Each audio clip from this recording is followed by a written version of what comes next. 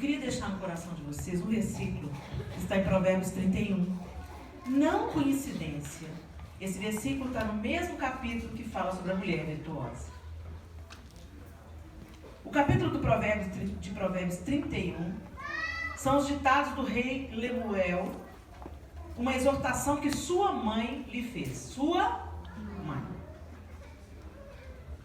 E os conselhos, em síntese, que a mãe do rei Lemuel deu a ele é: não se embriague com vinho, para que você não perca a razão, para que você tome decisões claras. Não se envolva com mulher errada. E esse conselho que eu quero deixar no coração de vocês: erga a voz em favor dos que não podem defender-se. Seja o defensor de todos os desamparados. Erga a voz e julgue com justiça. Defenda os direitos dos pobres e dos necessitados. São os versos 8 e 9. Ela está dando um sábio conselho. E aprove ao Senhor, na sua seleção dos best-sellers, para ficar aqui registrado na palavra de Deus, aquilo que expressa o coração dele está escrito aqui.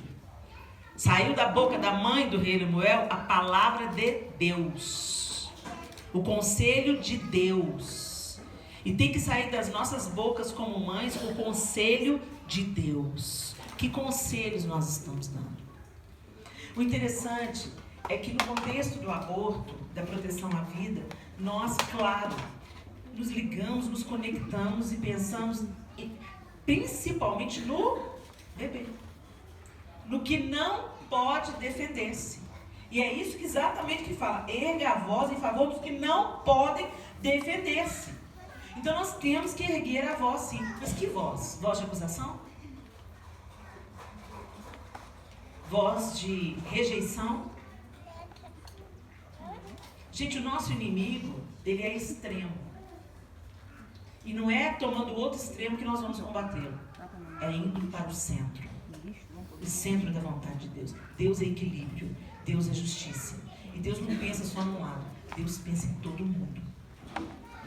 E aí o próximo versículo fala: seja o defensor de todos os desamparados.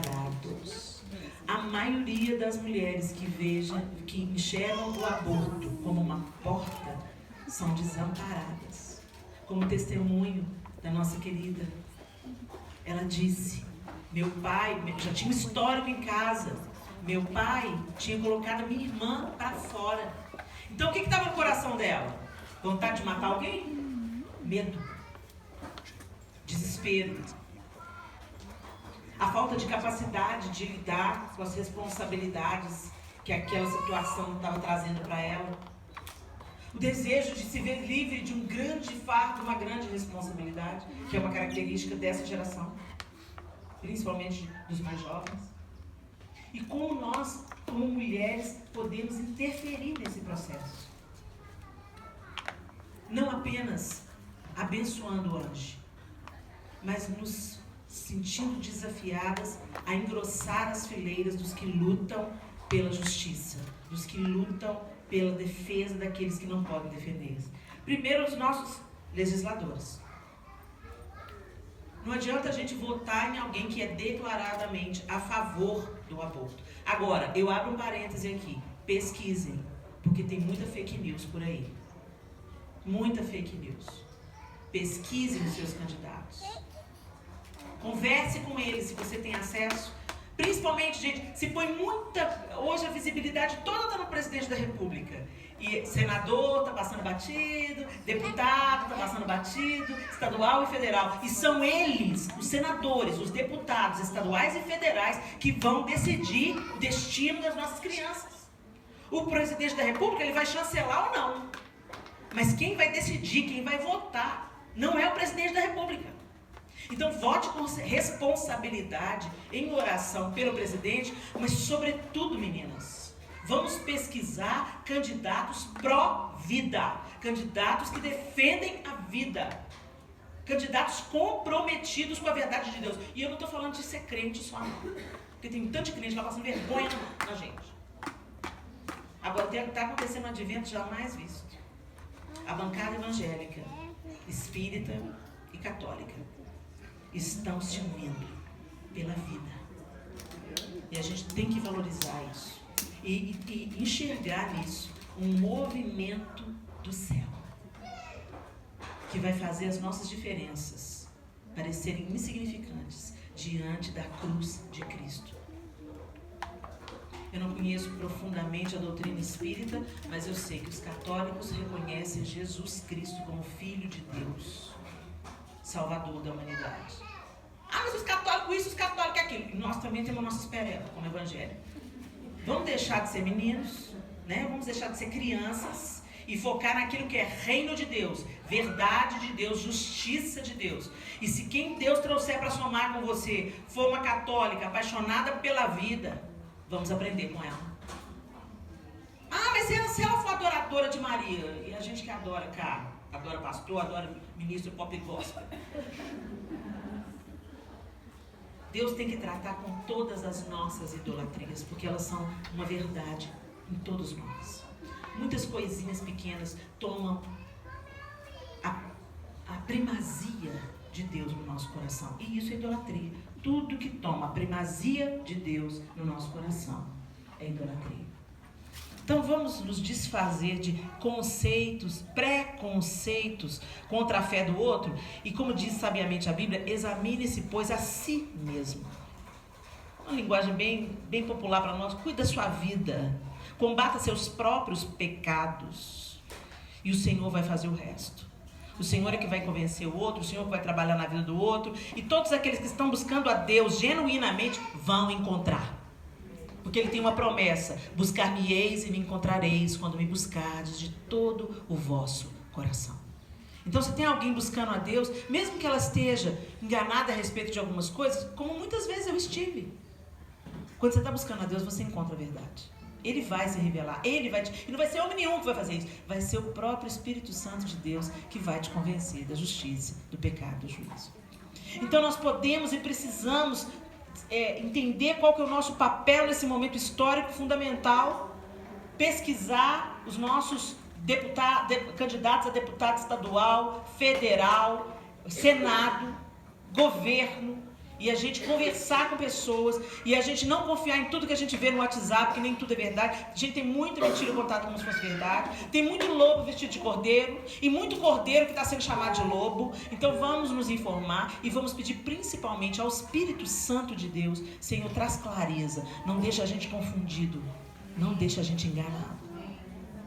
É muito fácil a gente votar num candidato, e depois a gente não toma conhecimento das lutas que esse cara trava.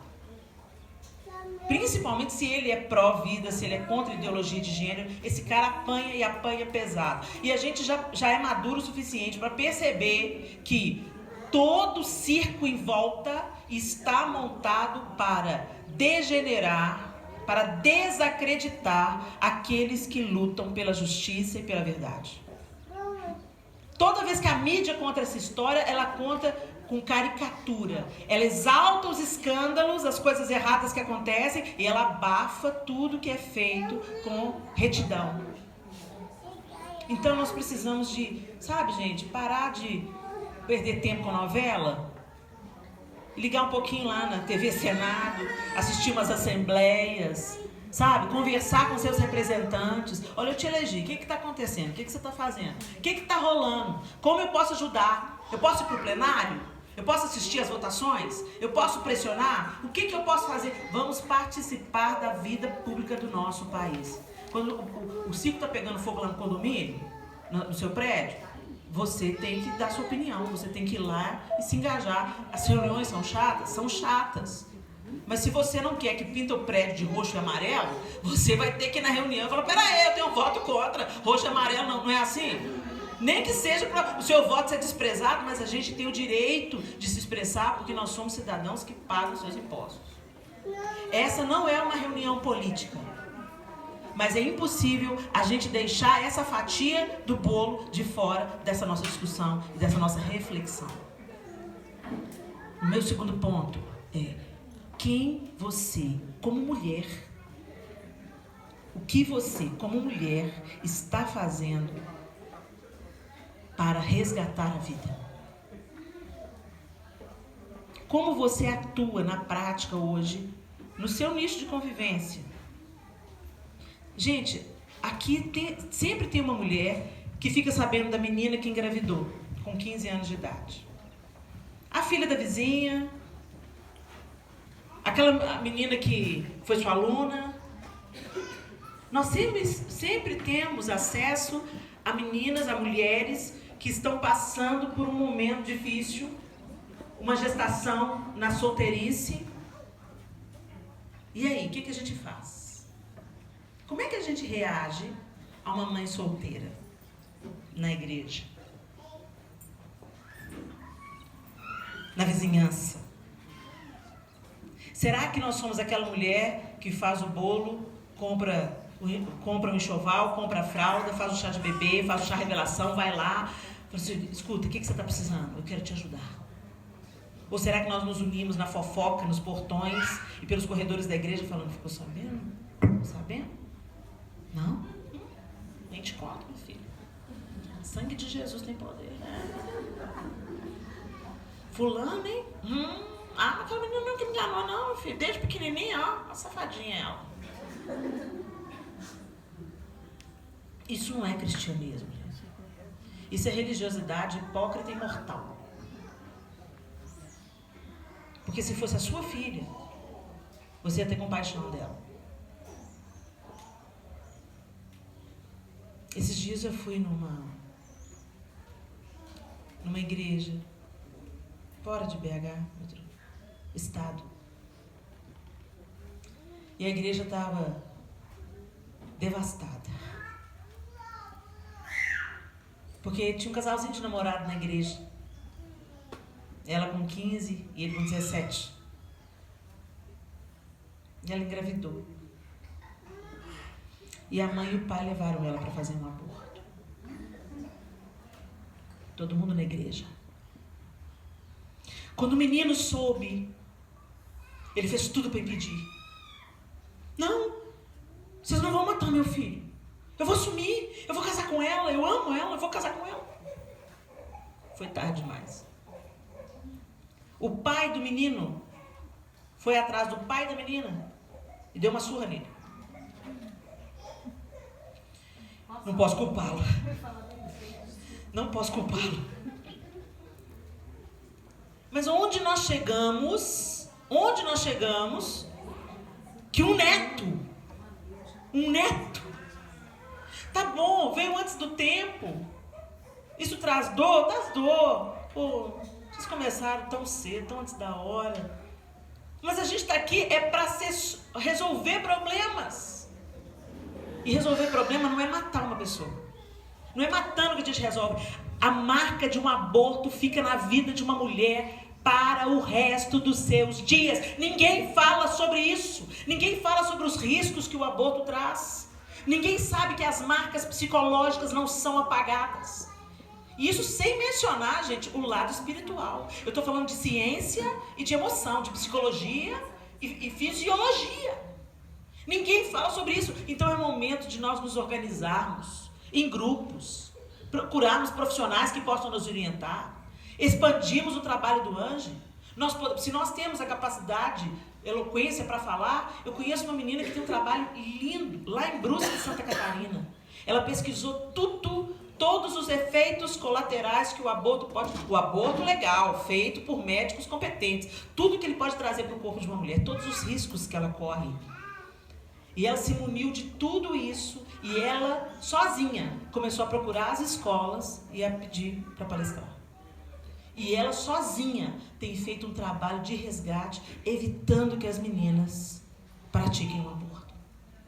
Então, uma de nós, dizendo sim ao propósito de Deus, nós podemos nos tornar ferramentas afiadas. Porque é muito fácil a gente falar, aborto não, aborto não, aborto não. Tá, e aí? O que eu faço com uma mulher que está desesperada? Eu sou o braço para ela? Eu vou ajudar essa mulher? Eu vou ajudar, cooperar, me juntar com quantas forem necessárias para estruturar essa família despedaçada? Eu vou dar para eles o mínimo. Mas sabe o que a gente não quer ter, gente? Trabalho. Exatamente como uma mulher que aborta não quer ter trabalho.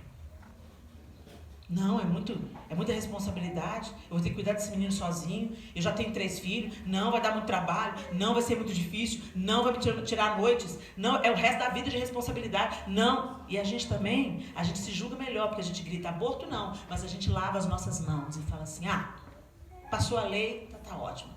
Se ameaçar de novo votar a lei, eu volto. Não é tempo disso. Não é tempo de superficialidades. Não é tempo de mimimi, gente. Nós temos que nos envolver. E o anjo está aqui. Um tapa na nossa cara, essas meninas, né? Glória a Deus. Então se mobilize. Se mobilize. Faça alguma coisa pela vida.